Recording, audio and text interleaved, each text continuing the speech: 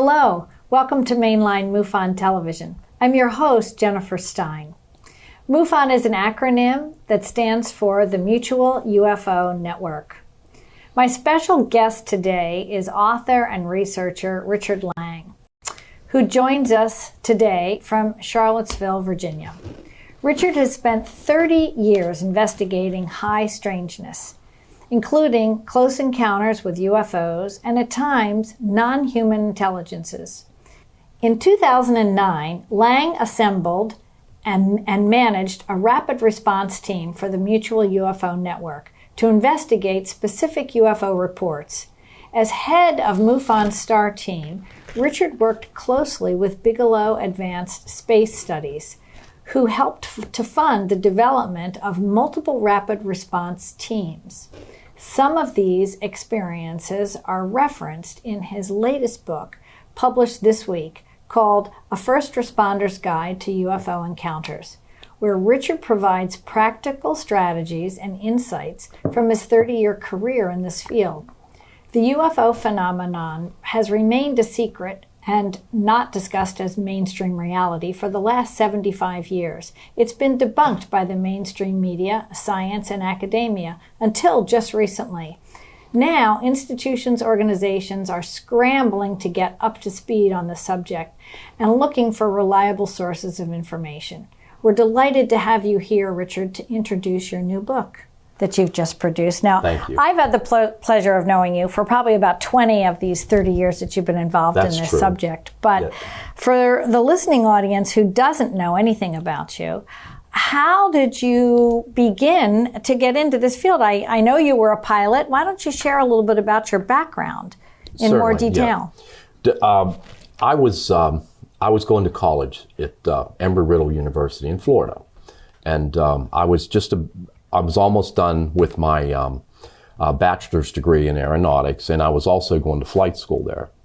So people say, well, how did you get involved in this, or what was going on, you know? And so one night I was flying up the coast of Florida in a single engine high performance airplane. I was by myself, and I was about maybe a mile or so out over the water and a couple thousand feet in altitude. And I'm flying up the coast, and what happens is when you're in an aircraft like that, you typically have two radios. One radio, you're talking to the departure controller, basically where you came from, and then the other radio is tuned to the approach controller where the next location you're going. So you're always monitoring these radio channels, and you're listening to this. So out of the night sky, I hear this Eastern airline captain call into the air traffic controllers, and he's saying, we have traffic in our flight path.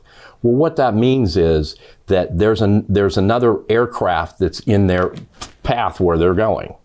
And so the controller comes back and goes, negative radar contact.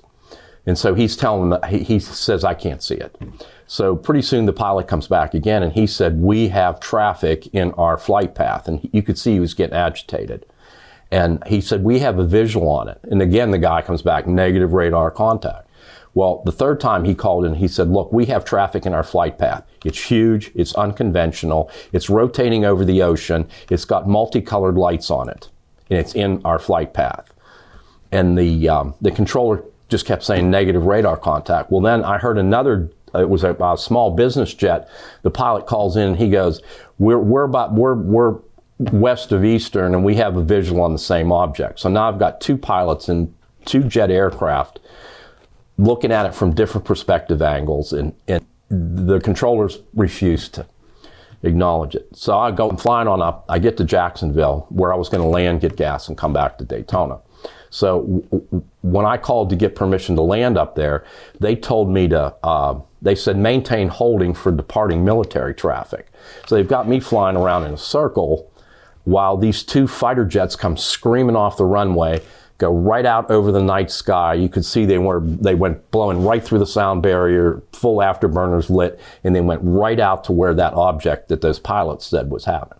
So I guess the three things I learned that night was, one, there was two jet aircraft that had visual on this thing, and it was for certain an unconventional object. The air traffic controllers refused to acknowledge it, but at the same time, they sent fighter jets out to intercept it. So that was like how this all started for me. So I flew back to Daytona that night without any further incident, but it really kind of put me on a path for the last 30, 40 years that got me involved in this research. Does that make sense? It's incredible. So I know you were involved in MUFON for many years, and you were part of a very important STAR team project that worked with Bigelow Aerospace. Tell us a little bit about that. Well, initially MUFON, we developed a team of people. They called them the STAR team. There's about 7 or 8 of us, and we worked on the most compelling cases. Well, at the time, I was the state director of North Carolina and also chief investigator of North Carolina and Virginia.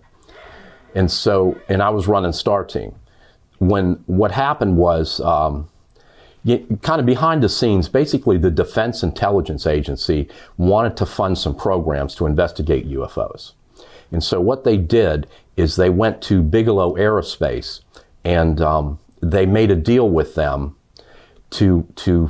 it was funded. There was the final deal that we worked out that was $57,000 a month they were paying us. And basically it was a deal between MUFON and Bigelow Aerospace but was really funded by the Pentagon. But Bigelow was kind of like the front for it. So essentially what you had is a team of people, they called them BASS, Bigelow Aerospace Applied Sciences. And essentially what you were dealing with was, there was two parts to that project. There was the classified part and the non-classified part.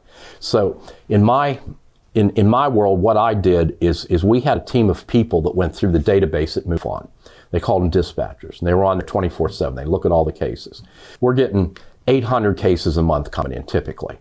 And so what we would do is we'd have these people go through those cases and sort of, prioritize them. Example.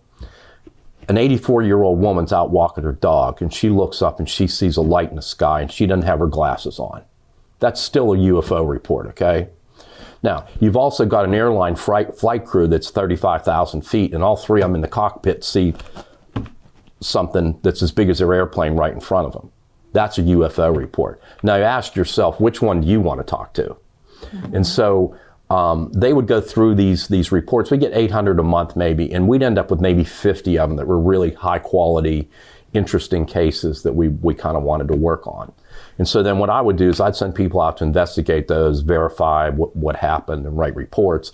And then all that information was sent over to BASS, and then they process and send it to the Pentagon. So that's basically how the project works. So my world, I was looking at this stuff night and day, 7 days a week for about a year and a half. Every day. So that's basically what led to the eventual decision to write this latest book. But this book is the 3rd of yours? Yeah, and let me talk about that a little bit. So the first book that I wrote is basically a book to train investigators. Basically, I've written 3 books. The first book was written it was designed as a training guide for people that are trying to learn how to investigate the phenomena. And I wrote it. It's been very successful. They use it in about a dozen different state chapters, and it's being used around the world to train people how to investigate this phenomenon. And there's a lot of information in there just talking about the basics of the research. There's a couple of chapters in there on consciousness and multidimensional existences. There's a chapter in teaching how to videotape and how to question witnesses and all that. So that's what it is. So when I wrote that book, I gave it to a lot of my friends, secular friends, and they're like, this is too complicated. And so I wrote a second book, which was designed for the public interest. And basically what it is if you don't know a lot about UFOs, you read this book and you'll understand what's going on. And so essentially there was a lot of definitions in there. The terms are defined, and there's pretty significant information about how this all started. Back in the Truman administration, these things started to crash, and the government's recovering them, and they don't know what to do with them. So, they made deals with these private, what are now the defense contractors, to take this stuff and do the back engineering and the research and develop technology.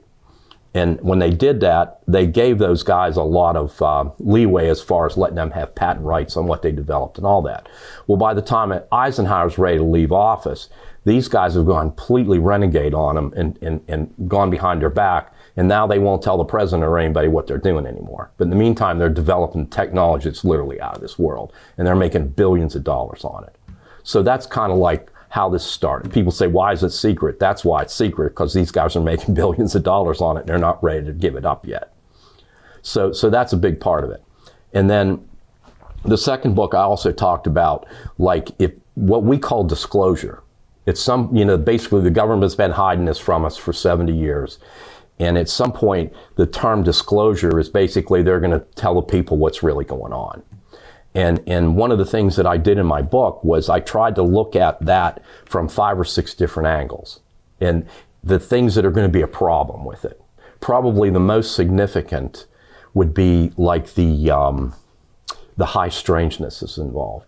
Because some of these things, it's hard for people to deal with things that are like multidimensional, or it's higher. There's a lot to do with human consciousness and how all that is involved in it, and it gets kind of spooky and creepy. And I think a lot of people have trouble with it.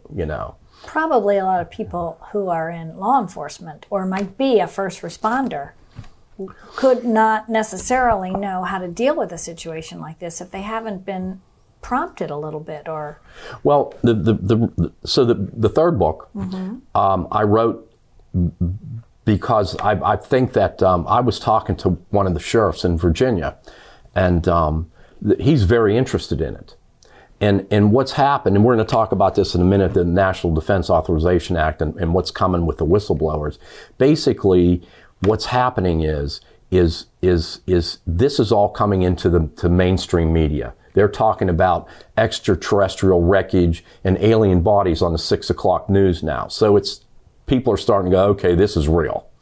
And so these people in these sheriff's departments and law enforcement are like, we want our people trained on what's going on with this. And I'm working with some people that are in our we can talk about this in a minute, but basically nobody that's had any kind of law enforcement training has ever heard one word about a UFO. It's just not part of they never talk about it. It's never involved. And so now, like one of these guys is like, well, we had something land up here in the forest one night and we didn't know what to do with it or what to do about it. And so the third book I wrote has some of the history in it and the definitions of the terms, but there's a lot in there about if you're an officer and you roll up on an event like this, here's what you should do and here's what you shouldn't do for your own personal safety. And that's a lot about what's in the book. And the title of this third book is called? A Guide for First Responders to UFOs. And first responders would be police, fire, rescue, And this is right up your alley. As few people probably know, you worked for Homeland Security for a number of years as well. I did. My base, my career is basically I worked in the financial world. And honestly, I made really good money and I got a lot of vacation time, which allowed me to do this research. But during the post 9/11 period, I actually left the bank and went to work for the government. I worked for Homeland Security, and my role was to I was like a liaison for law enforcement. And so, I was a county deputy and also a U.S. Marshal. And eventually I was a federal agent. I worked for Homeland Security.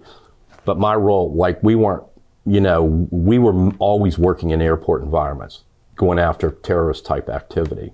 And so a lot of my role then was going and training police on how people try to shoot down airplanes and stuff like that, and how they evade airport security and things. So this would be kind of fun with my new book to try to get back out there. I'll probably be doing the same kind of thing, with a different subject matter, if that makes sense. So tell us if you think we are living in a post-disclosure world now, as opposed to where we have been for the last 70 years. Yeah. Here's what's going on. And I used to, when I would do this, I can remember a few years back, I belonged to the Rotary in Charlotte. And, they asked me to do a presentation about the UFO thing. Now, I'm working in the bank, I'm in managed and trusted part of the bank. And so I put together what I thought was a pretty generic presentation. Nothing creepy, nothing high strangeness, just like this is how many people report this every month, and this percentage, and that kind of stuff. So I'm giving this presentation, and this guy gets up and starts talking about somebody took these two monkeys and spray painted them with green paint and turned them loose. And of course, everybody started to laugh, you know. And that was typically what would happen to you 10 or 15 years ago. People would try to disrupt your presentation, make you, you know, to embarrass you. But the thing is like after I was done with that presentation, a guy that I knew in the Rotary, who I knew that he was a retired colonel in the Air Force, he came up to me and said, "Hey, Richard, would you meet with my son and I for coffee next week?" And so I'm like, sure. So I go and meet these guys at a coffee shop, and his son is an airline captain, and he was telling me about he had this encounter with something that was twice as big as his airplane at close proximity, and he's telling all about this incredible UFO encounter. So that's kind of like what my life was like. You know, people would try to make a fool out of you, embarrass you, discredit you, and then other people would pull you aside and say, "Hey, I got to tell you something that happened to me when I was in the military," you know. So that kind of, you know, that's kind of how it worked. But now it's different. And I think we were talking about that before. MUFON had a symposium in 1999, and it was in Washington. And I remember when we pulled in the drive-thru of the hotel, there was this guy that had this big tinfoil hat on, and he was jumping around being goofy, and, you know. And so I went into the symposium, and, you know, there was all these research scientists and PhDs there and all these incredible people. And when we were driving home from the symposium, I think one of the Washington newspapers, I'm not going to say which one, but one of them had a headline article about the conspiracy theory UFO people, and guess whose picture got on the front cover? The crazy guy with the tinfoil hat. Exactly. And so that was, you know, back in late 90s, that's how it was. Well, now it's different, and I'll tell you why it's different. There's a couple of dozen congressmen in Washington, more than a dozen. And some of them are in the defense intelligence area. And basically, these guys have been interviewing people in the Pentagon, wanting to know what's going on with UFOs. You know, because there are all these reports about their UFOs over, you know, nuclear facilities, naval weapons storage facilities, missile silo things. And so they're calling these guys in from the Pentagon. They've even televised some of the hearings, and they're asking them pretty direct questions about it. And these guys in the Pentagon are just like spinning them around. They're giving them these answers and talking in circles. And so this has been going on for a couple of years. So these guys are starting to get mad. And so what they did is about 12 or 15 of them got together, and every year the United States government allocates money to the military. It's through the National Defense Authorization Act. It's a bill that goes through Congress every year, and it allocates the money for all the different parts of the military. So what these guys did last year is, these bills are 1,500 pages.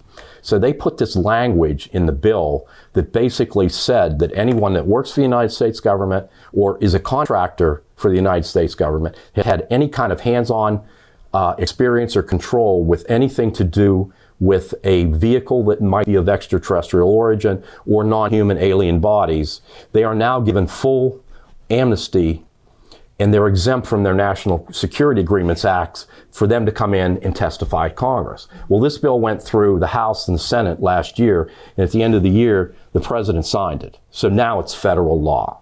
And so what you're hearing about is they call them whistleblowers, and these guys are on TV being interviewed by Congress, and they're talking about places where they've got alien bodies and extraterrestrial wreckage, and it's all coming out now. It's all legal. So people say, well, why is it doing it? That's why, because the National Defense Authorization Act basically gave them exemption from prosecution and complete immunity. So that whole thing that's a huge can of worms. It's just been opened, and you're not, there's no going back on it. And this is just the beginning of that. It's the very beginning of it. There's many more of them coming. Mm-hmm. Yeah. Mm-hmm. Yeah. So your work is extremely timely. Well, yes, because the book that I just wrote for the law enforcement, I think it's just perfect timing, because people are you know, there's no conspiracy theory anymore. It's like this stuff's really happening, and these guys are starting to realize that if it really does happen, then that should be part of an officer's training, is to at least understand a little bit about it and know what to do and not do. Particularly in terms of like there's things where if you're in close proximity to one of these vehicles, there's certain hazards that you want to make sure that you understand. There it could be radiation. It could be radioactive. It could be magnetic. And the type of propulsion that's used is called electrogravitic, and it's kind of similar to microwave. So if you walked under a craft that's hovering, and you walked under that, it would be like sticking your arm in a microwave oven. It would do tissue damage, and so people need to understand all that. That's just one of a number of things that that you want to deal with. So in your thinking and your preparation for this book, I understand you've also formed a new organization, and Correct. You're bringing people into this organization so that the organization can help function and even develop curriculum possibly for schools and for law enforcement training going forward, correct? So let's talk a little bit about that organization. What is it called, and how do you envision it being structured? Well, it's called the Aerospace Research Operations, and it's basically investigative training consulting. And what I'm doing is I'm now, and I'm going to read this, it's easier than, it says Aerospace Research Operations is a scientific research cooperative that's focused on unidentified anomalous phenomena and the associated high strangeness and paranormal effects that typically result after encounters. And so what we're trying to do now is we're building a team of people, including you, from different areas of expertise. I've got people, like Jennifer's helping us with public relations and education and media. I've got guys that have worked on the UAP task force for the government. I've got people that work with an organization called Opus, which basically deals with people that have had contact and abduction experience. And so the whole concept here is we're trying to build a team of people that can, we don't really have funding where we're paying anybody, but we're trying to get some kind of contractual arrangements where we can maybe do some training and things like that. And we're talking to some of these agencies, even Homeland Security, about the possibility of doing some work like that for them. And even writing a curriculum that could be available, like an outline of a curriculum for schools, elementary, secondary, and even graduate level. The thing I'm working on right now is a curriculum, like it's a training program for law enforcement. Whether I go to a police academy or, I've been invited to a couple of sheriff's departments, so they just want me to come out and talk to the guys and try to give them a little bit of information. And my book is it's a pretty good manual. If you're a cop out there and you read my book, you'll know enough about UFOs to at least deal with it. Right. You won't be completely fresh and raw and go, what the heck's happening? Well, particularly because nobody in law enforcement's been trained about it. Right. They haven't even been allowed to discuss it. It's such a taboo subject. Exactly. And it's the same thing with the airlines. Up until recently, airline pilots were discouraged from talking about it because the airline industry didn't want people to be afraid to fly, And so if you were a pilot, in the 60s or the 70s and you reported a UFO, the next thing you know, you're going to be put on administrative leave and be going and talking to the psychologist, and they're going to try to make you feel like an idiot and like you might be a little nuts and imagined it. And that even happened within the military. Military pilots were often, told one another, don't say a thing because you'll be furloughed. Well, those days are coming to an end because now the government's encouraging them to import stuff, and they've got avenues for doing that so they can develop data. And the whole thing with all of this is the data that's being accumulated is ultimately how you learn to deal with this kind of stuff. So this is definitely a shift in consciousness, wouldn't you say, going forward? Yeah, and I think that's the whole thing, is that when you get people to start thinking about this stuff, the possibilities of, if we get to a point where we make contact with extraterrestrial races, publicly, it's going to change a lot of things for us in terms of the technology that's available and just a lot of things. One thing that Stanton Friedman used to always bring to attention in his presentations was that who gets to speak for planet Earth? And how do we begin those communications back and forth. And many people have said, well, they've already started, That's or what it's I would already say. begun. Yeah. It's Yeah. probably well on its way. Yeah, and I think there have been a lot of people that have had contact with them, and they understand that that there's something at a much higher level than where we are, Mm-hmm. and the people will say to me, like, where do they come from, and people that have been around a while will say some people say they come from other planets. And some people will say they come from other dimensions. And some people will say they come from other time constraints, time zones. And the answer is probably all of the above. And you see that because I in my research over the years, I think there's probably about a dozen species that have come here and had some effect. And they all pretty much have different agendas. And that also would account for the different types of craft. You've got triangles, you've got saucers, you've got cylinders, you've got orbs of light, orbs, balls, yeah, all that. So there's a lot going on with that. I think that I think probably and I'll tell you why I think this, and a lot of people think this, is that now what a lot of the things that I learned in college in physics, with the development of quantum physics, there's a lot of things that we've learned that probably aren't true, and so when you say they come from other planets, people say, oh, Einstein said you can't go faster than the speed of light and all this stuff. And then what I've said in my book is I said, take a piece of paper and put a point on two opposing corners and draw a line, straight line.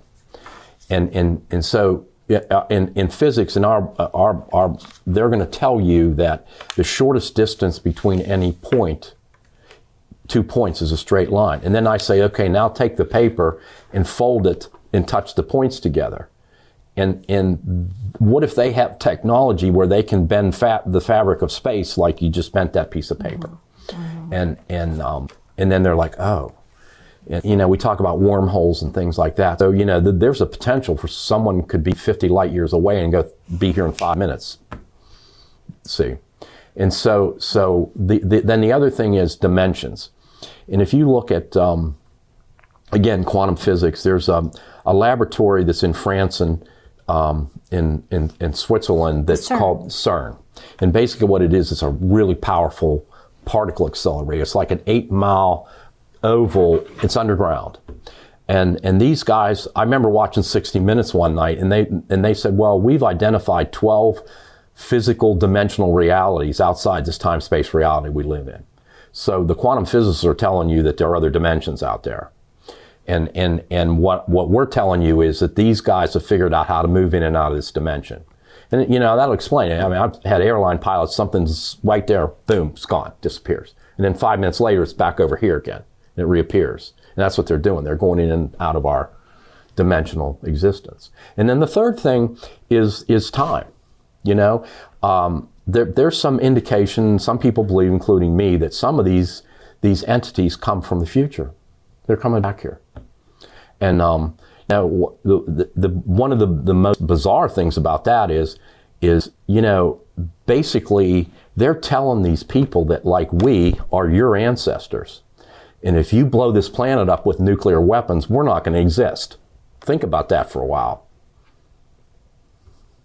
So, pretty interesting. It's very difficult for some people to really be able to wrap their brain around, especially depending on their background and their orientation, their religious and spiritual and emotional frameworks just may not be quite ready to digest these facts. And I think that's fair in a way, because if you look at some of these, like, for example, Monroe Institute, where they do a lot of psychic research, and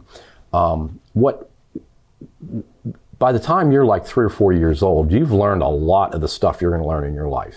You learn how to walk and talk and interpret facial expressions and feel emotions, express emotions, and all that kind of thing. And so you also learn what's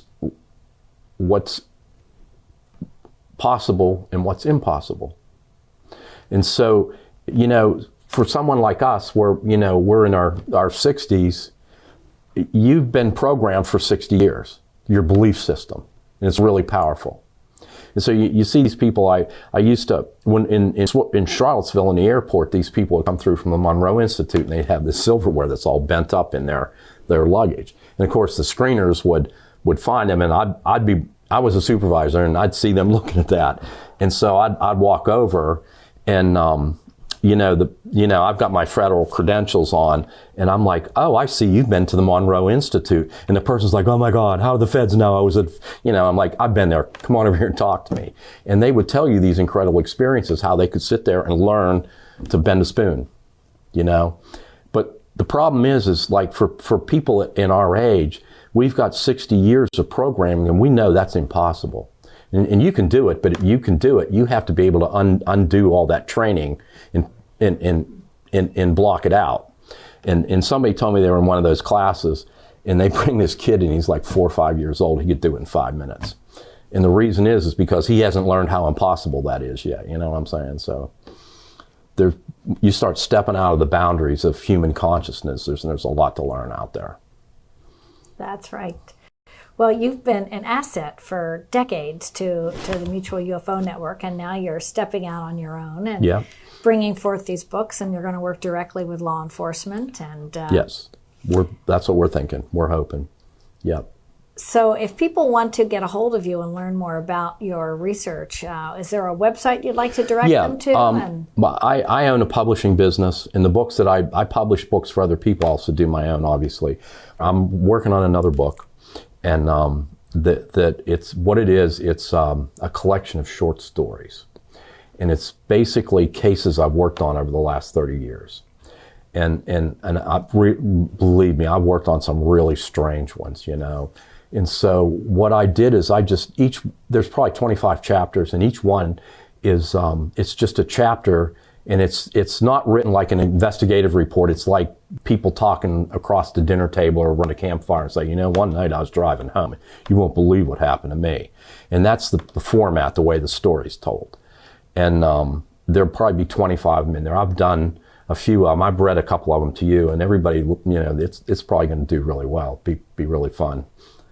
It's like 25 chapters of the X-Files. Each one's a story. And that's good for police and whatnot to follow up with, because when they hear these types of stories from their constituents that call them up or ask them to come out and help them understand what's going on, they'll have a little familiarity with how strange they can be. One of the things with the police training, too, is that people, because there isn't any training, if someone does have an abduction experience or a close encounter experience and the police get there, they're, and the person's like, somebody took me in a saucer and all this, they're going to be like, okay, this person's lost it. We got to take him for some mental help, And they still may do that, but at least they might be a little more understanding about what might have possibly, at least open the door to the possibility something like that might really happen, which it does. I remember when I did the Travis Walton documentary, and I interviewed in depth both the deputy and the sheriff who worked closely with Travis and the other logging crew members. Both of them said to me, both Chuck Ellison and Marlon Gillespie said, when you turn off your camera, I'll tell you my own experiences. And they both did. Yeah. But I had to turn the camera off because they didn't want anybody to know. But they were quite phenomenal experiences and blew them away. They never completely really understood what happened, and they went to Marlon has now passed away, and I think Chuck is still with us, but they will never really know the answers to the bizarre experiences. When you interview people, and that's like part of the clue too, is like there are hucksters and there are scammers out there, and I remember, and I can't really say, but the person was like, might have had something to do with Congress, I'm not going to say who it was or anything, but we went and interviewed this guy and his brother. And when I went out there, the guy goes, look, I'm going to tell you what happened. But he goes, I don't want any publicity about this, and if I'll deny I ever even talked to you if anything comes out. But I need somebody to talk to about it. And when they talk like that, you're about to learn something, what I'm saying, because they're for real, Right. And if somebody's like, well, now, if we develop this story and it gets on Larry King Live, I get the royalties, right? I'm like, bye, you know. Because that happens too, yeah. They're scammers, yeah. That's not what it's really about. No. Usually if somebody's involved with that, they're traumatized, they're very upset. And they, a lot of times they just want somebody to talk to that would understand how it's real, you know. And take them seriously. Yeah, exactly. And not tell them they're absolutely crazy. Yeah, exactly. Yeah. It's exactly what happened to Travis. Yeah. That event ruined his life and most of the other loggers on that crew. I really wish it hadn't happened.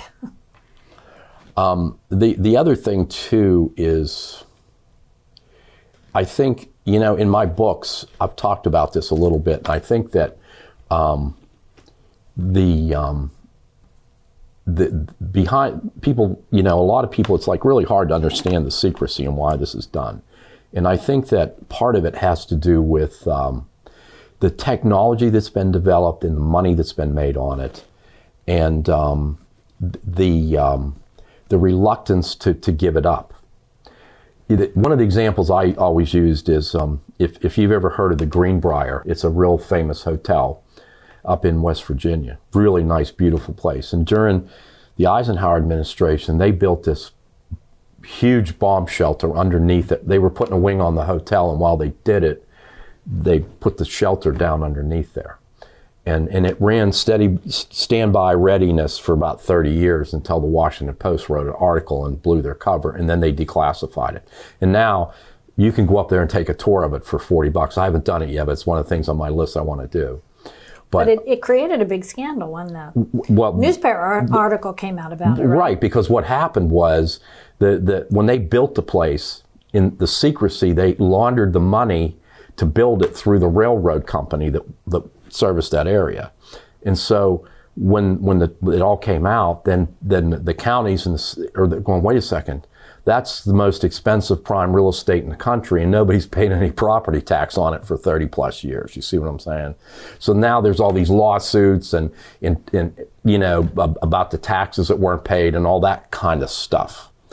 And I think that, you know, a lot of this what's going on with these defense contractors is it's going to be the same thing, because like what they did, like when we made the deal with Bass and MUFON, part of the deal is like they are a private company, and when they were buying information from us, and so we would turn these cases over to them, and it was all done, by the way. One of the things that I'm proud to say that we did is, when someone would put a UFO report into MUFON, after you got your name and stuff in there, there was a question that popped up and it said, would you be agreeable to having your information shared with a third party like Bass? And if they said yes, then Bass could talk to them. If they said no, then they couldn't see it, which was fair. And so a lot of the people that were involved in that, they agreed to it. It was all done up front. It was all done on, you know, above board. And so, you know, you had those reports coming in, and we were that's how we were working them. And so, you know, I think that when you look back at, if you look back at what's happened, there's a half a dozen things like where you've got these tax issues, and if this, when we did the work with Bigelow, part of the deal was it was clearly defined in the agreement that they're a proprietary company. So once we give them information, whatever research they do, whatever they conclude from that is their private property, and they don't have to share it with anybody. And so private companies like that, or corporations, they're not subject to freedom of information requests and government inquiries and all that. And most of what I believe this research involves, like people say, where are all these crashes and wreckages? Well, they're all being held by private companies. And they're, because people think, well, the government's going to turn it. Well, no, the government doesn't have it anymore because they've given it to all these companies. And so what you're dealing with is you're dealing with these individual companies, and anything that they have and any research they've done it's proprietary information. It's their, right. They own it. And that's basically the kind of agreement we had when we did the work with Bigelow through the Pentagon. And that's what all these defense contractors do. So it's not so easy when people say, oh, well, the government's just going to have to say what's going on. Well, they really don't have this stuff anymore. What the government has, what they call recon units, that if something comes down, they've got teams of people that will go out and recover that. And they're partly military and partly contractors. And they've been doing it for a long time. General MacArthur was the first person that talked about having wreckage recovered. And they've got this down to a science. If something comes down, they're going to go get it and get it real fast. And when they get it, what they're going to do is take it to a holding facility somewhere, and then they're going to decide which defense contractor gets it. And after that, the government's got they don't want their fingerprints on it anymore. We covered that a little bit in the latest film called Accidental Truth. Yeah, exactly. People can now watch on yeah, exactly. Amazon. Yes. If they have Amazon Prime, they can watch it. Yeah, and so that's what's going on. And that's what has been going on. And so I think if I had to say personally what I believe about this is that back in the Truman administration, they started using it, experimenting with atomic weapons. And they blew up a number of atomic bombs, and then they went over and blew up 2 Japanese cities. And when that started to happen, that's when you saw this really heavy influx of UFO activity. And we believe that the reason that there were so many of them is because they're very concerned about the problems that come with nuclear weapons. And now, of course, the quantum physicists, the same guys that identify the 12 dimensions, will tell you that when you detonate an atomic weapon, explosion, the effect of that transcends outside this time-space reality into other dimensions. Kind of rips a hole or tears it interrupts the fabric of space. And so that's why we think that they're so interested in it, because now you're messing with in their worlds. And not to mention that the Earth is probably one of the most beautiful planets in the galaxy, and I don't think they want to destroy it for a number of reasons. So I think that during the Truman administration is when you started to see that when they were starting to use atomic weapons, that's when you started to see a lot of this UFO activity. Now, the other problem that came with that is at the same time, we had very powerful anti-aircraft radar, like to prevent another Pearl Harbor type event. And the problem was, particularly with the saucer type crashes, when they fly through that radar, it disrupts their power, the electrogravitic propulsion, and causes them to crash. Well, it depends on where and how intense the radar is. And Yeah. Roswell, they were experimenting with it, as I understood Yeah, it. well, they're in a lot of other places. They had turned it up really high because that's where the atomic weapons were that we'd use to... Exactly. And so what happens is the thing crashes, and probably by the time Eisenhower was in the middle of his halfway through his term president, there was probably 15 crashes that they'd recovered. And so there was a lot going on there. And essentially what they did is they created a group that they call the Majestic 12. And what they did is that group of people was military, government, and about half of them were from the Commission on Foreign Relations, which still today is a very powerful organization. A lot of people think they're like the shadow government, but those guys got control of that technology, and they've basically had it ever since. And so now I think, you're dealing with this like real high technology, and the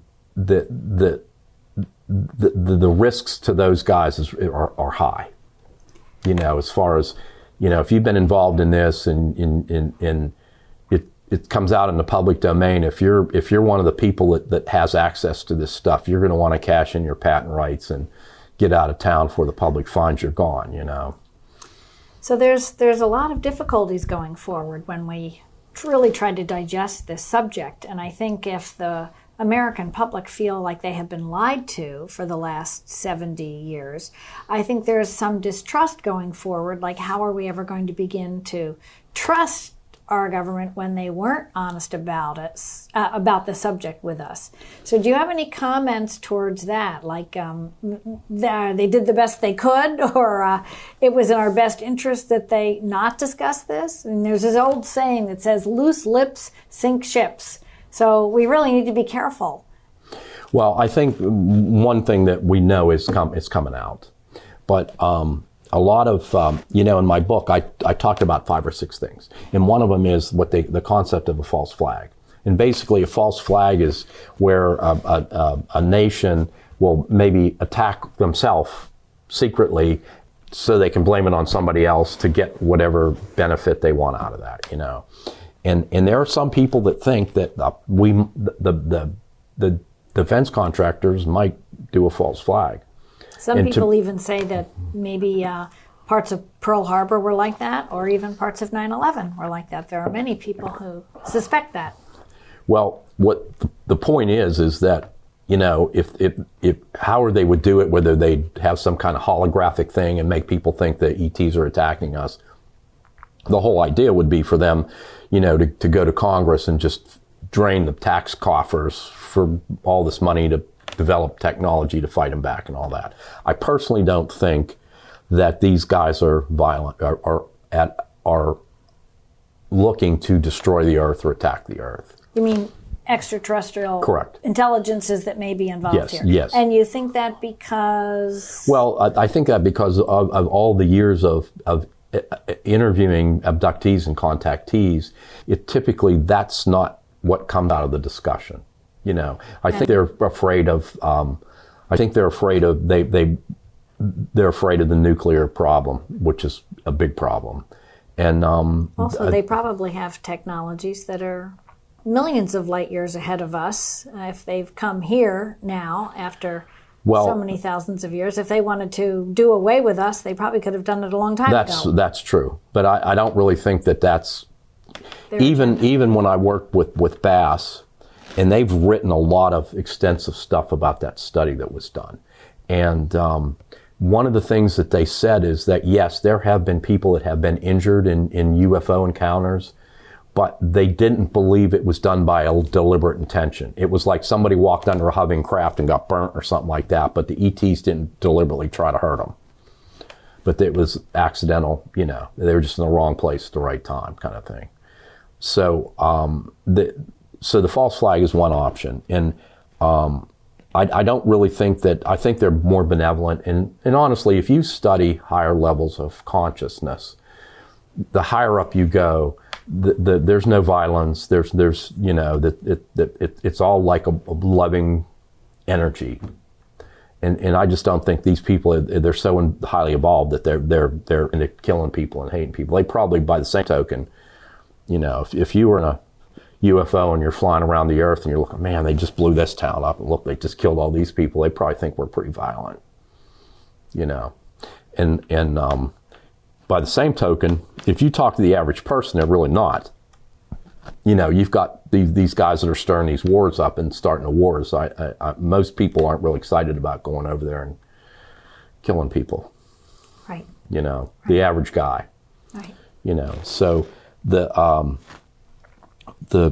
false flag's one of them, and then all the consequences of the financial consequences, and even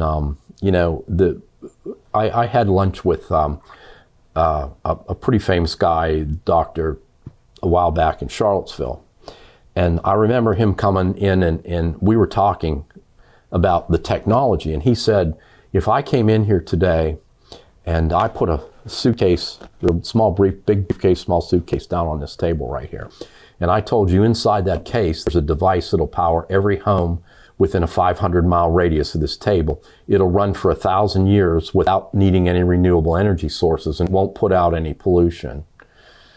He goes, what do you think that would do to our economy? And at the time, I was working in the trust business, the investment business, and back then, in the late 90s, the petroleum industry pretty much predominated our world, and I said, well, it would be a complete disaster for them because they couldn't charge any. They're going to want to sell you all this oil before they let you use any of these kind of things. And so I think that's the essence of it. There's a lot of that. There's technology that's being suppressed for a lot of financial reasons. Yeah. And we kind of have to slowly or more strategically adapt new technologies in a way in which it doesn't throw a curveball in unraveling the framework of our financial structures going forward, right? Yeah, and most of those are loaded against us, you know. And the other thing is the high strangeness. There was when they, and I think part of that, some of these movies that are being produced, and they're, you know, they're trying to prepare the public or help prepare the public. I remember when the movie E.T. came out, President Reagan held a showing of it in the White House, and it was like a premiere, and some people standing around him. He said, "There's only 6 people in this room that know how true this really is." You know, so think about that. I think that there might be something to that.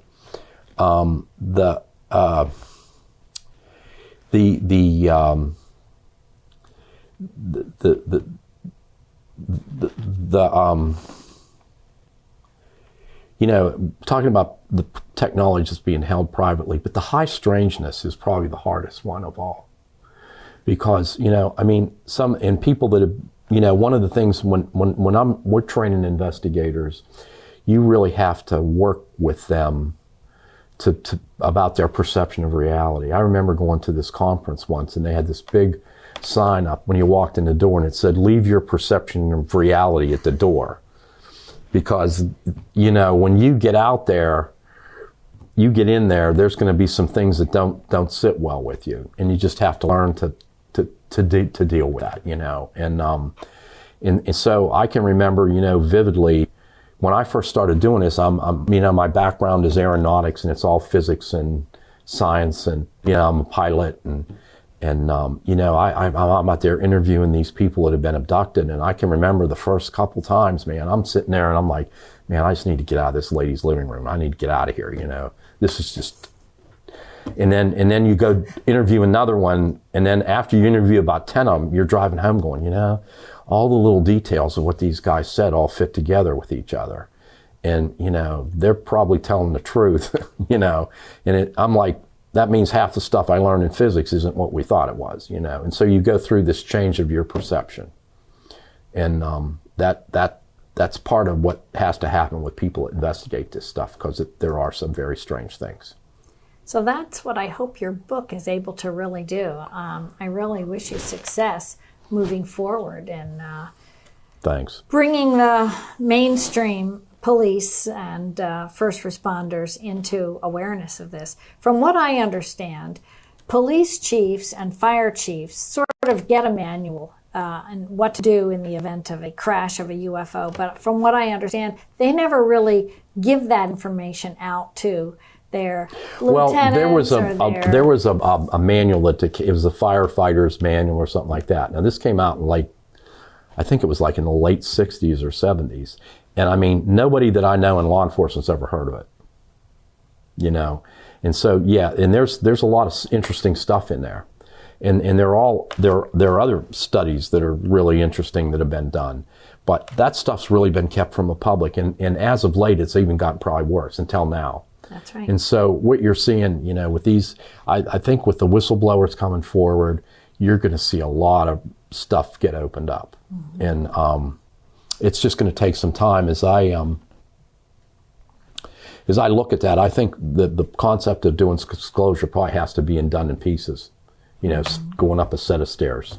Yep. And the reason for that is you need to get people to understand you need to get people to understand the basics and just keep getting them a little more comfortable, all that, you know. Well, I certainly think we're well on that way. As of 2017, we've kind of moved into a disclosure era. Right. And that's now we're maybe on the 3rd or 4th step. Maybe there's 25 or 30 steps, or who knows how many up in front of us.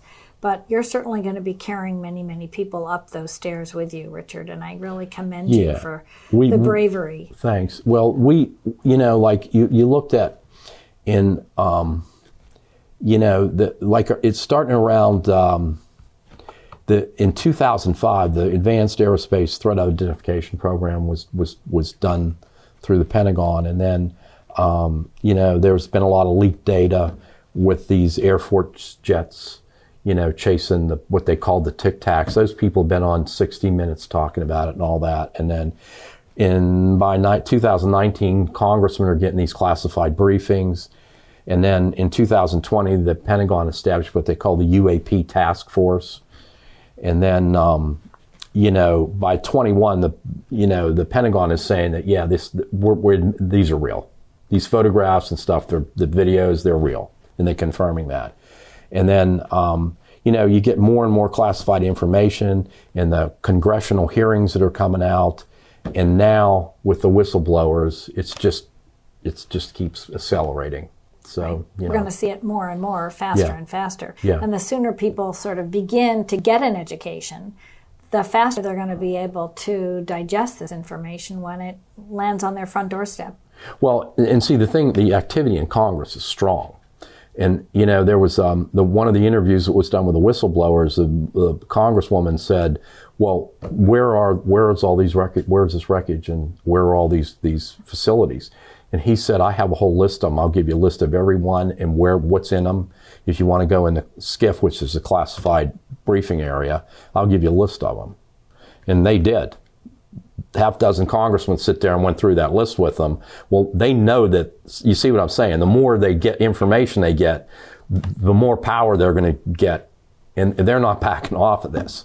You know, it's just like the woo-woo factor is not going to work anymore, you know? Right. That's right. Well, in our conclusions here, as we wrap up our program, I really want to thank you for coming up from Virginia and sharing this information with us, and for writing your books. It's very important. I wish you luck with educating the local law enforcement in many states or across this country. I think that's hugely important. So let's just review for people the name of your book and the name of your website, and if they want to contact you, how best to get in touch with you. So the name of the book? Yeah, we can I think they can put the image on the screen. Absolutely. But basically the book is a first responder's guide to UFO events. And that's the third of a number of books that's you've the third book, yes. And my website is www.langpublication.com. That's my publishing business. People who are interested in watching any of our programs, if they venture to MUFON.com and they become a member, and they buy the MUFON TV programs we have available, all of these lectures that we've had at the local Two Different Library are available. And they can watch them under the MUFON TV heading. So we're really delighted that you're here and have come to present, and I wish you the best of luck. Nice. Thank you so much. I'll give you the last page of my book. Here, it's just a very short thing. It's called... Perfect.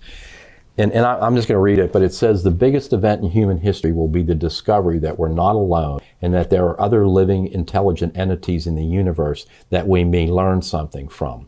The concept of full disclosure for public, making available direct, intimate contact with extraterrestrial civilizations would obviously revolution life on Earth. Not only it'd be producing amazing transportation technology, free energy production, and unheard of medical innovations, but also producing advanced knowledge, enlightenment, and an elevation in human consciousness, which will break the bonds of some of these agencies that have so much control over us. And so, you know, I said, when they show themselves to us, which I think is going to be very soon, perhaps we should embrace them and be nice. It might help. That's right. Yeah. Certainly not show up armed. Yes. Yes. Well, thank you so much All again. right, well, it's really been a delight to have you here. Thanks, Jen.